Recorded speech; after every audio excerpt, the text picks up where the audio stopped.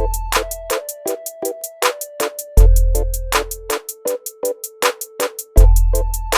saat wabah COVID-19 seperti ini, bagaimana cara Opi Kumis menghidupi keluarganya semenjak poligami dan sudah jarang muncul di layar TV?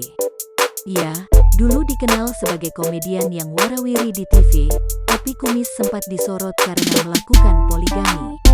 Kini Opi Kumis hidup akur bersama dua istri dari pernikahannya yang ketiga dan keempat. Dikuti tribunjatim.com, grup tribunlampung.co.id, kini Opi Kumis banting setir jualan ikan cupang. Melalui kanal YouTube Insert Live, Opi Kumis mengaku awalnya hanya hobi memelihara ikan cupang. Namun siapa sangka hobi tersebut berubah menjadi bisnis yang menguntungkan.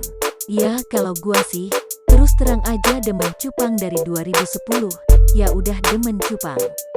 Terus kebetulan gua punya temen dia memang ahlinya cupang.